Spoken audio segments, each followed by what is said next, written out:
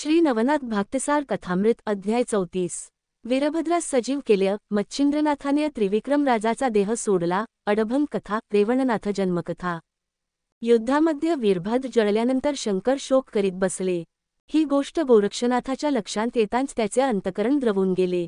त्याने विचार केला की ज्यावेळेस गुरुने मला बदरिकाश्रमास तपश्चर्येस बसविले त्यावेळी शंकराने मजविषयी विशेष काळजी बाळगिली होती व पुष्कळ श्रम घेतले होते। मातेसमान त्यांनी माझा प्रतिपाळ केला। असा माझा स्वामी आज पुत्राच्या मरणाने शोक करीत असलेला मी पाहावा हे मला शोक नाही आणि हे अयोग्य कर्म मजकडून झाले असा मनात विचार आणून गोरक्षनाथ शंकराच्या पाया पडला आणि म्हणाला, वीरभद्राचे तुम्हास अतिशय दुःख झाले आहे, परंतु जर मला त्याच्या अस्थी आणून द्याल तर मी वीरभद्रास उठवीन। संजीवनी मंत्राच्या योगाने मी त्यास तेथेच उठविले असते, पण सर्व राक्षसांच्या मेळ्यात तो जळला असल्यामुळे त्याच्याबरोबर पुन्हा राक्षस उठतील। मग वीरभद्राची हाडे मी ओळखून घेऊन येतो असे सांगून शंकर समरभूमीवर गेले।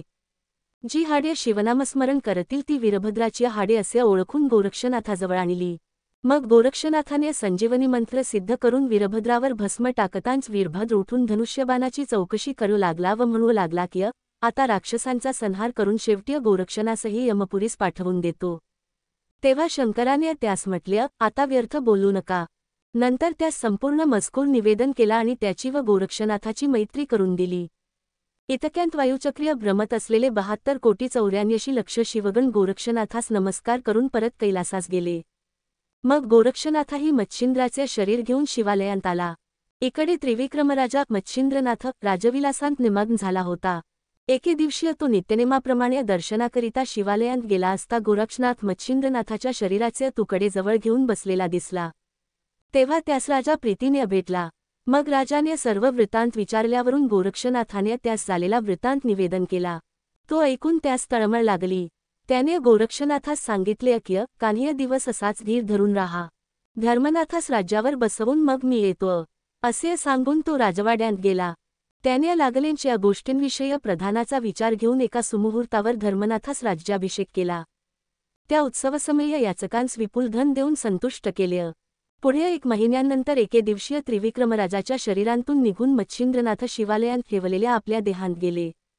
इकडे राजवाड्यात राजास उठण्यास वेळ लागल्याने राणी महालात गेली व हलवून पाहते तो राजाचे शरीर प्रेतवत पडलेले। मग तिने मोठा आकांत मांडिला। इतक्यांत धर्मनाथ घालवून गेला व प्रधान आदी करून मंडळी जमली। या बातमीने नगरांत एकच हाहाकार होऊन गेला। त्रिविक्रमराजा मरण पावला हा वृत्तांत शिवालयामध्ये गोरक्षनाथ होता त्यास लोकांकडून समजला। तो ऐकून त्याने संजीवनी प्रयोगाने भस्म मंत्रून अस्थि मांस वगैरे जमवाजमव केली। तोच मच्छिंद्रनाथाने देहांत प्रवेश केला व उठून बसला। इकडे राजाचे प्रेत स्मशानात नेऊन तेथे सर्व संस्कार झाल्यावर लोक घरोघर गेले। रेवती राणीने मात्र मच्छिंद्रनाथाचा देवालयांतून शोध आणविला होता। तिचा मुलगा धर्मनाथ यास राजाच्या मरणाने अतिशय दुःख झाले। त्यास अन्नुदक गोड लागेना, त्यास आपला प्राणही नकोसा झाला। ते पाहून रेवतीमातेने त्यास एकीकडे नेऊन सांगितले की तू व्यर्थ का शोक करीतोस? बाळ, तुझा पिता मच्छिंद्रनाथच होय, तो चिरंजीव आहे। तू आता शिवालयात जाऊन त्यास प्रत्यक्ष डोळ्यांनी पाहून ये। मच्छिंद्रनाथ माझा पिता कसा? म्हणून धर्मनाथाने रेवती राणीस विचारल्यानंतर तिने मच्छिंद्रनाथाच्या परकाया प्रवेशाची समग्र वार्ता त्यास निवेदन केली। ती ऐकून धर्मनाथ लवाजम्यानिशी शिवालयात गेला व मच्छिंद्रनाथाच्या पाया होऊन त्यास पालखीत बसवून राजवाड्यात घेऊन आला। तो 1 वर्षभर तेथे होता। नंतर मच्छिंद्रनाथ गोरक्षनाथ चौरंगीनाथ हे तीर्थयात्रेस जावयास निघाले। त्यासमयी धर्मनाथास परम दुःख झाले। तोही त्यांच्या समागमे तीर्थयात्रेस जावयास सिद्ध झाला। तेव्हा मच्छिंद्रनाथाने त्याची समजूत केली की मी 12 वर्षांनी परत येईन। त्यावेळी गोरक्षनाथाकडून तुला दीक्षा देववीन व मजसमागमे घेऊन जाईन। आता तू रेवतीची सेवा करून आनंदाने राज्यवैभवाचा उपभोग घे। अशा रीतीने मच्छिंद्रनाथाने त्याची समजूत केल्यावर ते तिघे तेथून निघाले। ते त्रिवर तीर्थयात्रा करीत करीत गोदातटीय धामानगरांत येऊन पोचले। त्या ठिकाणी गोरक्षनाथास माणिक शेतकऱ्याचे स्मरण झाले। त्याने त्या मुलाबरोबर झालेला सर्व मजकूर मच्छिंद्रनाथास कळविला। मग शेताची जागा लक्षात आणून तिघेजण माणिकाजवळ गेले। तेथे तो काष्ठासमान उभा असलेला त्यांनी पाहिला। त्याच्या अंगावर तिळभरसुद्धा मांस नसून हाडांचा सांगाडा मात्र उरला होता व तोंडाने सारखा राममंत्राचा जप चालला होता। त्याचे ते कडक तप पाहून गोरक्षनाथाने तोंडात बोट घातले व मी म्हणतो तो हाच माणिक असे त्याने मच्छिंद्रनाथास सांगितले। मग तिघेजण त्याच्याजवळ गेले व त्यांनी त्यास तप पूर्ण करावयास सांगितले तेव्हा त्याने त्यांस उत्तर दिले की तुम्हाला ही पंचायत कशाला पाहिजे? तुम्ही आपल्या येथून चालू लागा. विनाकारण का खोटी करता? त्यांनी त्यास जय जय विचारावे त्या प्रत्येक प्रश्नाचा माणिकुलट जबाब देई. ते पाहून मी आता ह्यास युक्तीने ताळ्यावर आणतो असे गोरक्षनाथाने म्हटले. मग गोरक्षनाथ एकटाच तेथे राहून मच्छिंद्रनाथ व चौरंगीनाथ जवळच्या झाडाखाली बसले व गोरक्ष काय करीतो हे पाहू लागले. गोरक्षनाथाने माणिकाजवळ उभे राहून मोठ्याने म्हटले की आहा, असा तपस्वी मी अजून पावेतो पाहिला नव्हता. अशाचा उपदेश घेऊन ह्यास गुरु करावा हे चांगले. माझे दैव उदयास आले म्हणून समजावं. नंतर गोरक्ष त्यास बोलला, स्वाम्य, मी आपणांस गुरु करीत आहे, तर आपण कृपा करून मला अनुग्रह द्यावा. हे ऐकून माणिक त्यास म्हणाला, बेट्या, एवढा मोठा झालास तरी अजून तुला अक्कल नाहीय. तू मला गुरु करू पाहतोस त्यापेक्षा तूच का माझा गुरु होईनास? त्याचा उलटा जबाब येणार हे ओळखून गोरक्षनाथाने त्यास हा प्रश्न केला होता.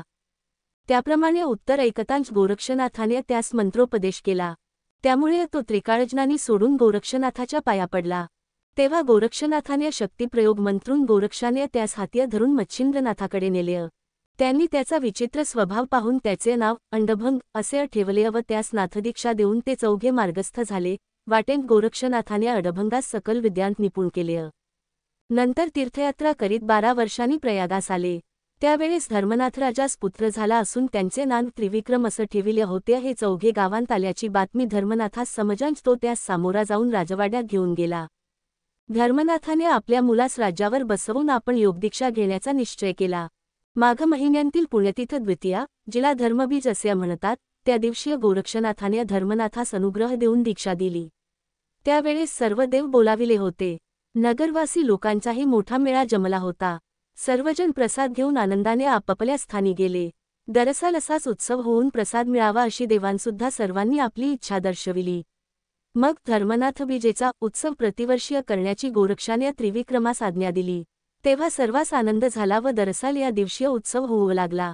गोरक्षनाथाने आपल्या किमयागिरी नामक ग्रंथांत असे लिहिले आहे की आपापल्या शक्तीनुसार जो कोणी हे बीजेचे व्रत करील त्याच्या घरी दोष, दारिद्र्य, रोग आदी करून विघ्ने स्वप्नांत देखील यावयाची नाहीत. त्या पुरुषांचा संसार सुयंत्रित चालेल. प्रत्यक्ष लक्ष्मी त्याच्या गृह्य वास्तव्य करील. याप्रमाणे धर्मनाथ बीजेचा महिमा होय. धर्मनाथास नाथदीक्षा दिल्यानंतर ते तिघेजण त्यास घेऊन निघाले.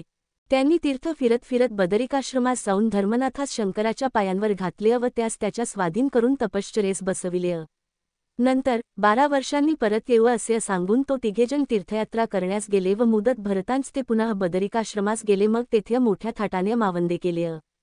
मावंद्याकरिता सर्व देवांना बोलावून आणले होते.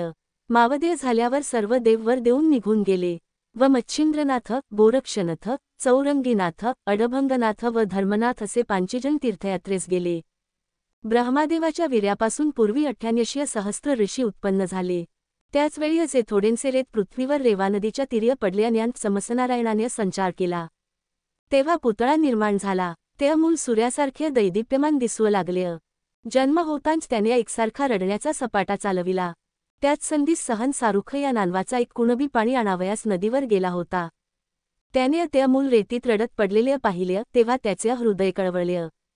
त्याने त्या मुलांस उचलून घेतले व घरी नेले आणि रेवातीर्य वाळवंटावर पुत्र मिळाल्याचे वर्तमान स्त्रीस सांगितले व त्यास तिच्या हवली केले. तिने आनंदाने त्यास स्नान घालून पाळण्यात आपल्या पोटच्या मुलाशेजारी निजविले. तो रेवतीर्य रेवेत सापडला म्हणून त्याचे नाव रेवणनाथ असे ठेविले. त्यास थोडे समजू लागताच तो काम करावयास बापाबरोबर शेतात जाऊ लागला. तो 12 वर्षांच्या वयात शेतकीच्या कामात चांगलाच हुशार झाला. एके दिवशी रेवणनाथ मोठ्या पहाटेच उठून आपले बैल रानात चरावयास नेत होता. त्या समयी लखलखीत चांदणे पडले होते, यामुळे रस्ता साफ दिसत होता. इतक्यात दत्तात्रेयाची स्वारी पुढे येऊन थडकली. दत्तात्रेयस गिरिनार पर्वतीय जावयांस होते. त्यांच्या पायांत खडावा असून त्यांनी कौपीन परिधान केली होती. जटा वाढविल्या असून दाढी, मिशी पिंगट वर्णाची होती. असा तिन्ही देवांचा अवतार जे दत्तात्रेय ते जात असता त्यांची व रेवणनाथाची भेट झाली. त्यास पाहताच रेवणनाथास पूर्ण ज्ञान होऊन पूर्वजन्माचे स्मरण झाले. मग आपण पूर्वीचे कोण व हल्लीचे कोण व कसे वागत आहो याची त्यास रुखरुख लागली. तसेच मला आता कोणी ओळखत नाहीय, मी अज्ञानात पडलो असे त्यास ज्ञान होऊन तो स्तब्ध राहिला. तेव्हा तू कोण आहेस असे दत्तात्रेयाने त्यास विचारल्यावर त्याने उत्तर दिले, तुमच्या देहांत तिन्ही देवांचे अंश आहेत. त्यांत सत्वगुणी जो महापुरुष तो मी असून मला येथे फारच कष्ट भोगावे लागत आहेत. तर आता कृपा करून या देहास सनाथ करावे. इतके बोलून त्यांनी दत्तात्रेयाच्या पायांवर मस्तक ठेविले. त्याचा दृढ निश्चय पाहून दत्तात्रेयाने आपला वरदहस्त त्याच्या मस्तकावर ठेवला. 9 नारायणाच्या अवतारांपैकी हा चमसनारायणाचा अवतार होय हे दत्तात्रेयास ठाऊक होते. त्यास दत्तात्रेयाने त्यास वेळेस अनुग्रह का दिला नाही अशी शंका येईल. पण त्याचे कारण असे की भक्तिमार्गाकडे प्रवृत्ती झाल्या वांचून अनुग्रह देऊन उपयोग नाही. यास्तव भक्तीकडे मग लागल्या म्हणजे ज्ञान व वैराग्य सहज साध्य होते असा मनांत विचार आणून दत्तात्रेयाने फक्त एका सिद्धीची कला त्यास सांगितली. तेव्हा रेवणनाथास परमानंद झाला. तो त्याच्या पाया होऊन आनंद पावल्यानंतर दत्तात्रेय निघून गेले. एक सिद्धी प्राप्त झाली तेवढ्यावरच त्याने समाधान मानल्याने तो पूर्ण मुक्त झाला नाही.